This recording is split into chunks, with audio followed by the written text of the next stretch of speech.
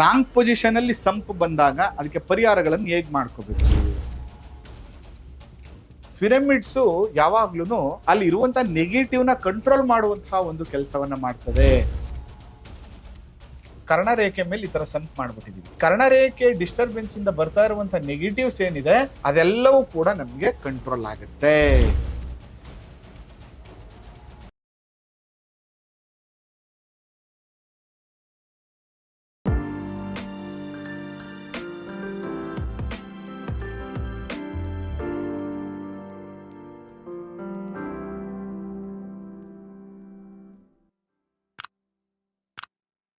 ಶ್ರೀ ಗುರುಭ್ಯೋ ನಮಃ.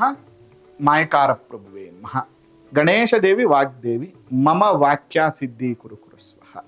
ವಾಸ್ತು ಪುರುಷಾಯ ವಿದ್ಮಹೆ ಕ್ಷೇಮಂಕರಾಯ ಧೀಮಹಿ ತನ್ನೋ ವಾಸ್ತು ಪ್ರಚೋದಯಾತ್. ಆರಾಧ್ಯ ದೈವನಾಗಿರುವಂಥ ಮಲೆ ಮಹದೇಶ್ವರನ ಮನದಲ್ಲಿ ನೆನೆಯುತ್ತಾ ವಿದ್ಯಾ ಗುರುಗಳ ತಂದೆ ತಾಯಿಯ ಪಾದಾರವಿಂದಗಳಿಗೆ ನಮಸ್ಕಾರವನ್ನು ಮಾಡ್ತಾ ಜಗದ್ಗುರು ಪಂಚಾಚಾರ್ಯರನ್ನ ಬಸವಾದಿ ಶರಣರನ್ನ ಮನದಲ್ಲಿ ನೆನೆಯುತ್ತಾ ಇವತ್ತಿನ ವಿಶೇಷ ಸಂಚಿಕೆಯನ್ನು ಪ್ರಾರಂಭ ಮಾಡೋಣ.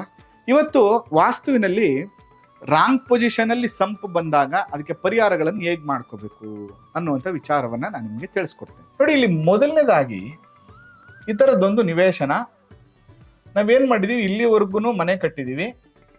ಆಕ್ಚುಲಿ ಸಂಪ್ ಇಲ್ಲಿ ಬರಬೇಕು ಅಥವಾ ಇಲ್ಲಿ ಬರಬೇಕು, ನಾವೇನ್ ಮಾಡ್ಬಿಟ್ಟಿದೀವಿ, ಕರ್ಣರೇಖೆ ಮೇಲೆ ಈ ತರ ಸಂಪ್ ಮಾಡ್ಬಿಟ್ಟಿದೀವಿ. ಈ ತರ ಕರ್ಣರೇಖೆ ಮೇಲೆ ಸಂಪ್ ಬರಬಾರ್ದು. ಆಗ ಫಸ್ಟ್ ನಾವೇನ್ ಮಾಡ್ಬೇಕಪ್ಪ ಇಲ್ಲಿ ಅಂದ್ರೆ 1 2 3 1 2 3 1 2 3 1 2 3 ಈ ರೀತಿಯಾಗಿ ಸಂಪಿನ ಸುತ್ತ 12 ಪಿರಮಿಡ್ಗಳನ್ನ ಹಾಕ್ಬೇಕು. ಅದಾದ ಮೇಲೆ ಈ ಜಾಗದಿಂದ ಈ ಜಾಗದವರೆಗೆ ಟೋಟಲ್ ಸೈಟಿನ ಅಳತೆಯನ್ನ 9 ಭಾಗಗಳು ಮಾಡಿ ಮತ್ತೆ ಇಲ್ಲಿ ಒಂದಷ್ಟು ಪಿರಮಿಡ್ಗಳನ್ನು 9 ಪಿರಮಿಡ್ಗಳನ್ನ ಇದರಿಂದ ಆಚೆಗೆ ಭಾಗ ಮಾಡಬೇಕು. ಅವಾಗ ಏನಾಗುತ್ತೆ, ಈ ಕರ್ಣರೇಖೆ ಡಿಸ್ಟರ್ಬೆನ್ಸ್ ಇಂದ ಬರ್ತಾ ಇರುವಂತಹ ನೆಗೆಟಿವ್ಸ್ ಏನಿದೆ ಅದೆಲ್ಲವೂ ಕೂಡ ನಮಗೆ ಕಂಟ್ರೋಲ್ ಆಗುತ್ತೆ. ಇನ್ನು ಇದು ಒಂದು ಮೆಥಡ್. ಇನ್ನೊಂದ್ಸರಿ ಏನಾಗ್ಬಿಟ್ಟಿರುತ್ತೆ ಪ್ರಾಬ್ಲಮ್, ನಮ್ಗೆ ಇದು ಕಾಂಪೌಂಡ್, ಸಂಪು, ಬೋರು, ಬಾವಿ ಏನೋ ಒಂದು ಮಾಡ್ಬಿಟ್ಟಿರ್ತೀವಿ ಇಲ್ಲಿ, ಅಥವಾ ಇಲ್ಲಿ ಮಾಡ್ಬಿಟ್ಟಿರ್ತೀವಿ, ಅಥವಾ ಇಲ್ಲೆಲ್ಲೋ ಮಾಡ್ಬಿಟ್ಟಿರ್ತೀವಿ, ಅಥವಾ ಇಲ್ಲೆಲ್ಲೋ ಮಾಡ್ಬಿಟ್ಟಿರ್ತೀವಿ. ಇದೆಲ್ಲ ರಾಂಗ್ ಪೊಸಿಷನ್ಸ್ ಇದೆ. ಈ ಟೈಮಲ್ಲಿ ಏನ್ ಮಾಡ್ಬೇಕು ಅಂದ್ರೆ, ಆಗ್ನೇಯದಲ್ಲಿ ಮಾಡಿದಾಗ ನೋಡಿ, ಇಲ್ಲಿ 4 ಪಿರಮಿಡ್, ಇಲ್ಲಿ 4 ಪಿರಮಿಡ್, ಇಲ್ಲೊಂದು ಪಿರಮಿಡ್ ಹಾಕ್ಬೇಕು. ಈ ಜಾಗಕ್ಕೆ ಹೋಗ್ತಾ ಇರುವಂತ ನೆಗೆಟಿವ್ಸ್ ನ ಫಸ್ಟ್ ಇಲ್ಲಿ ಕಂಟ್ರೋಲ್ ಮಾಡಬೇಕು. ಅದಾದ್ಮೇಲೆ ಇದು ಸ್ಕ್ವೈರ್ ಅಥವಾ ರೌಂಡ್ ಇದ್ರೆ ಇದ್ರ ಸುತ್ತ ಪಿರಮಿಡ್ಗಳನ್ನ ಹಾಕ್ಬೇಕು. ಅವಾಗ ಏನಾಗುತ್ತೆ, ಇಲ್ಲಿಂದ ಬರ್ತಾ ಇರುವಂತ ನೆಗೆಟಿವ್ಸ್ ಏನಾಗುತ್ತೆ, ಕಂಟ್ರೋಲ್ ಆಗುತ್ತೆ. ಪಿರಮಿಡ್ಸ್ ಯಾವಾಗ್ಲೂ ಅಲ್ಲಿ ಇರುವಂತ ನೆಗೆಟಿವ್ ನ ಕಂಟ್ರೋಲ್ ಮಾಡುವಂತಹ ಒಂದು ಕೆಲಸವನ್ನ ಮಾಡ್ತದೆ.